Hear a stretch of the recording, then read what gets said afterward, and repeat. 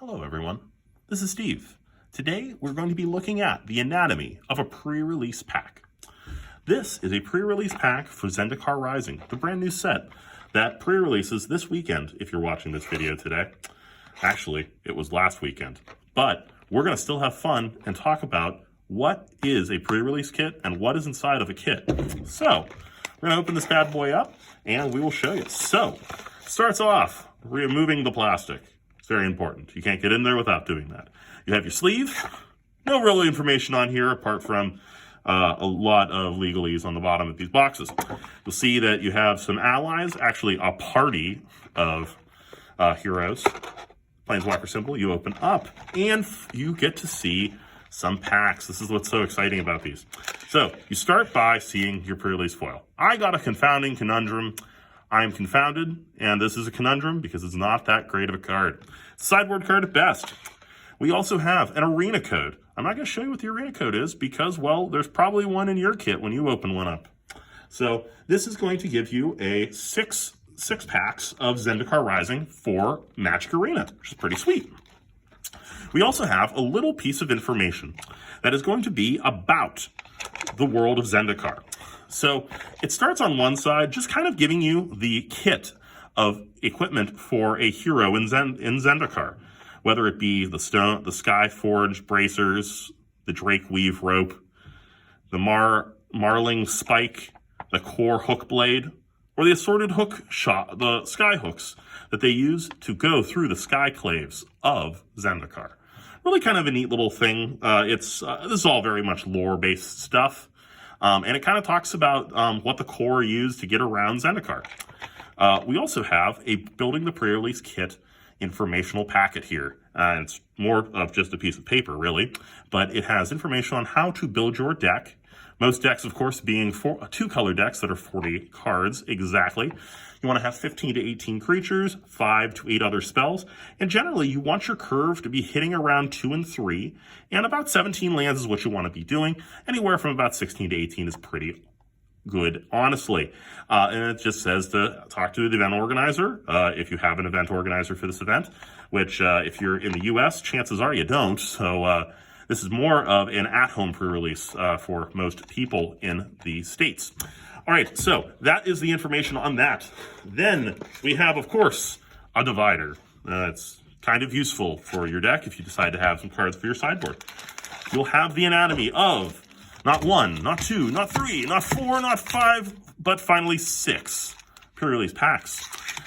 Coolly enough, they actually gave us 2 of each of the Planeswalkers that are in the set. We have Jace, we have Nissa, and we have Nahiri. You have a 20-sided die with the symbol of the set right on there.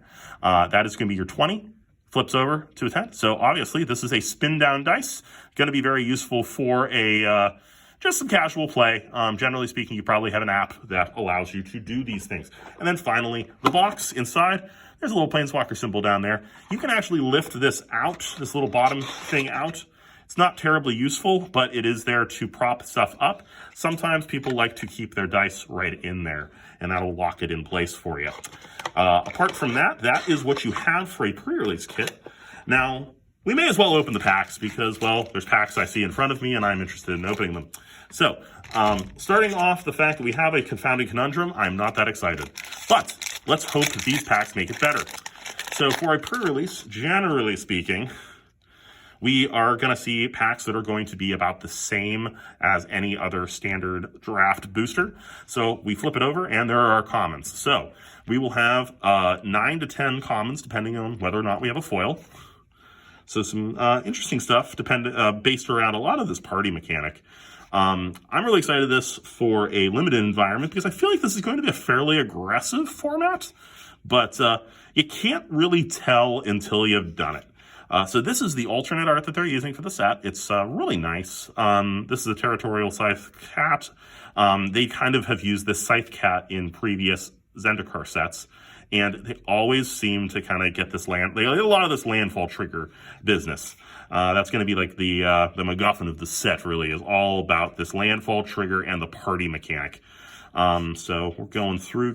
Got another one. So that's kind of cool. So we already hit 2 of these in packs. So like I'm actually going to put these aside because they're cool looking and I like to All right, so we have a Journey to Oblivion. So this is kind of Journey to Nowhere's big brother. And by big brother, I mean little brother, because really this is kind of worse than it, unfortunately.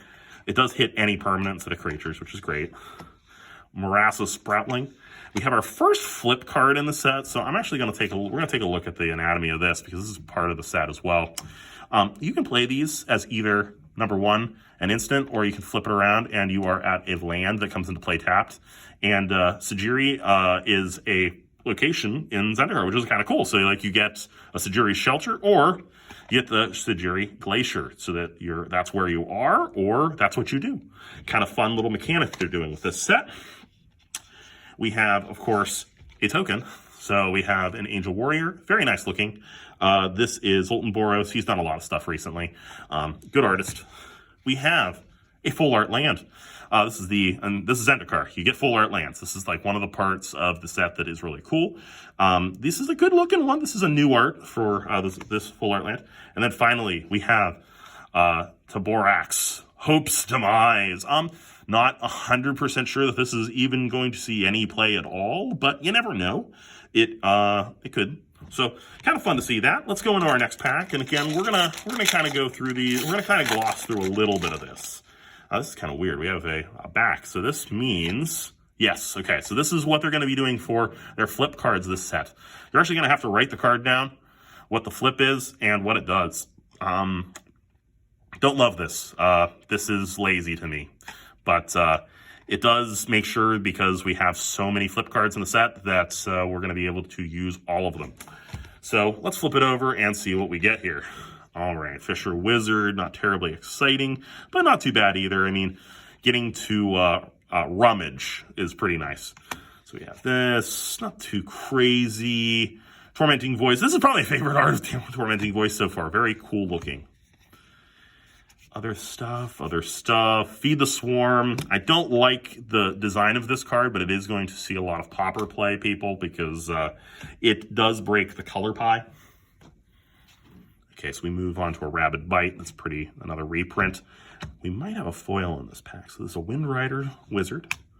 Moss Pit Skeleton. This looks like it could have some potential. Here's our flip card. We're going to take a look at this real quick, because, again, I've been really interested in these. You can sack. Okay, so we have Kazul's Fury. So Kazul being a former big creature in the original Zendikar set. And it flips into Kazul's Cliffs. So really an interesting modal effect. A lot of card games actually allow you to use any card as your land, including Final Fantasy allows you to discard a card for 2 mana, which kind of feels like this. So this is kind of interesting that we're playing around with that design space. Looks like we do have a foil, because we have 3 cards left, and if I flip this card, it's going to be a land.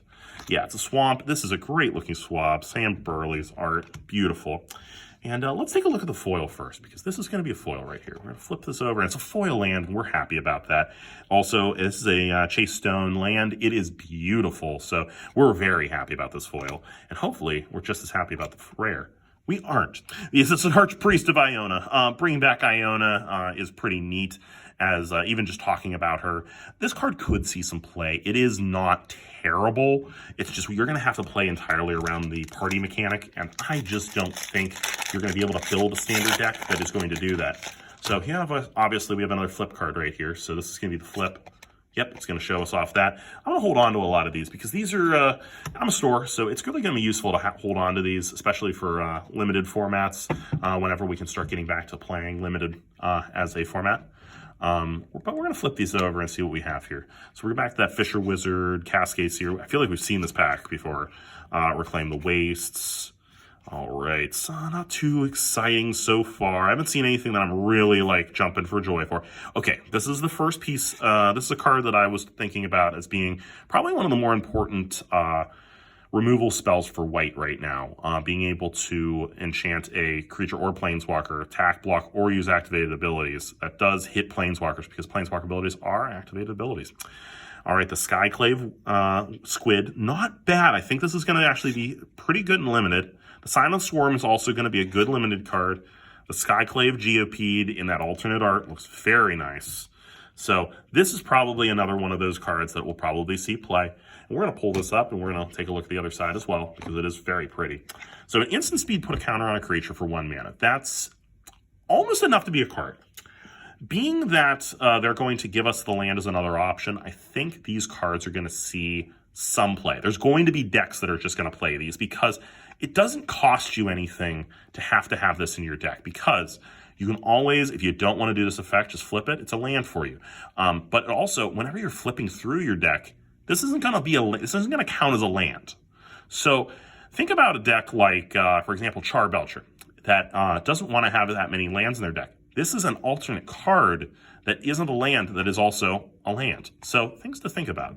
And a Vastwood Fortification. Very cool that they're bringing Vastwood back in there as well. All right, so we have 3 cards. Again, I think we have a foil in this pack.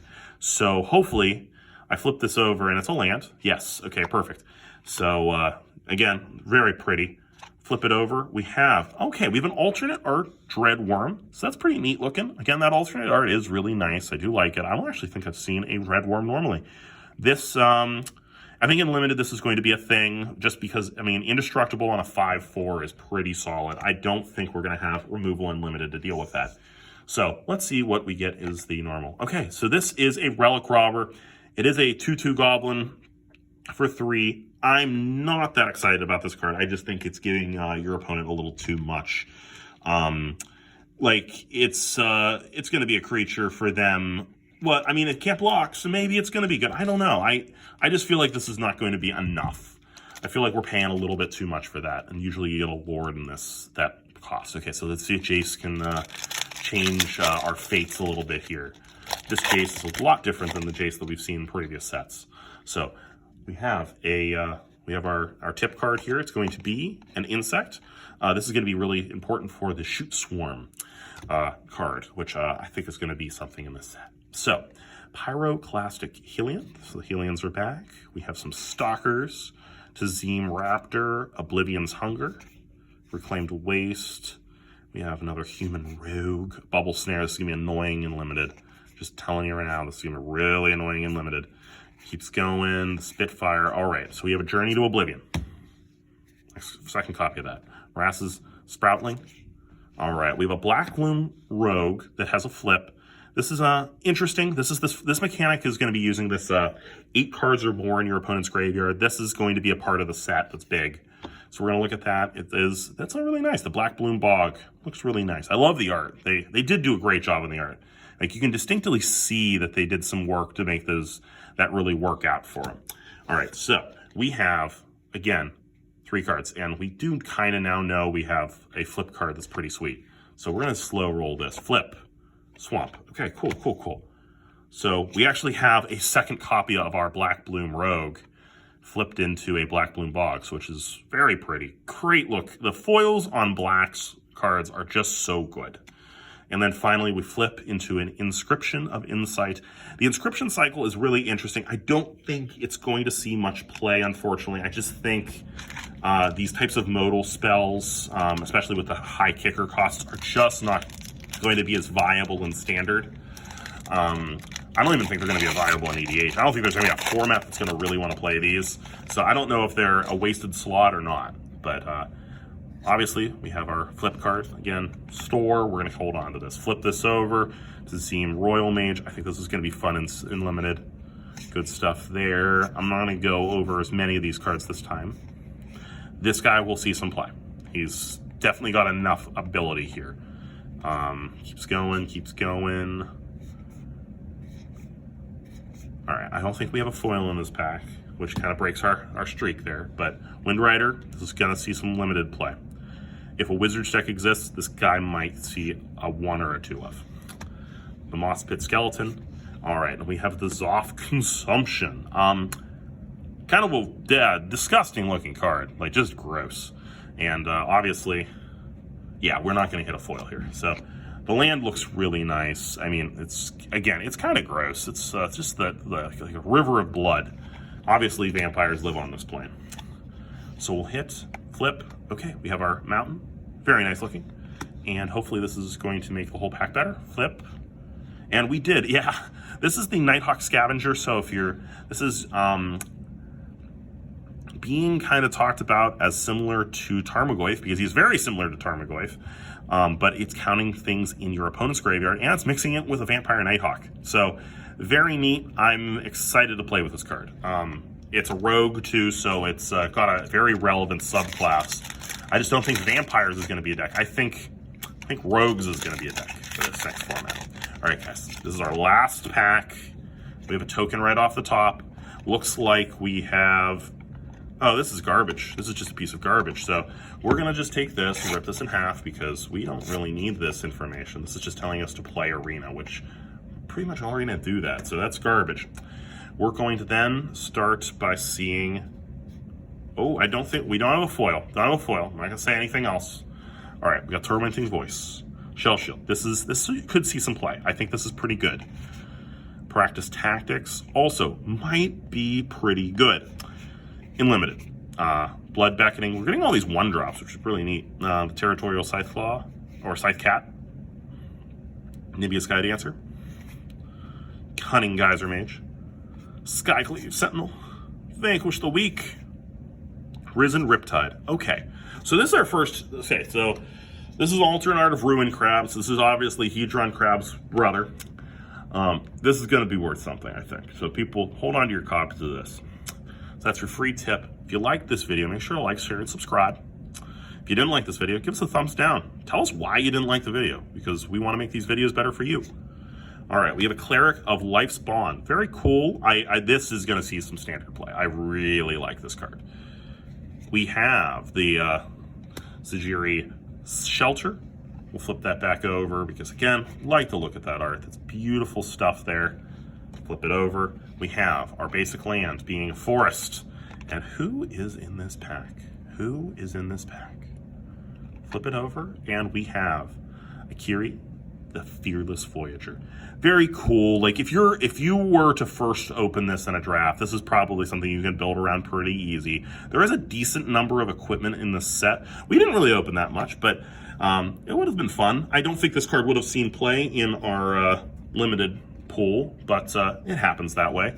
So if we went through this, you can definitely say we would want to play that. It looks like we'd probably be building some sort of rogue deck. Like, we have a lot of good red, a lot of good black in this deck. We might make the white work.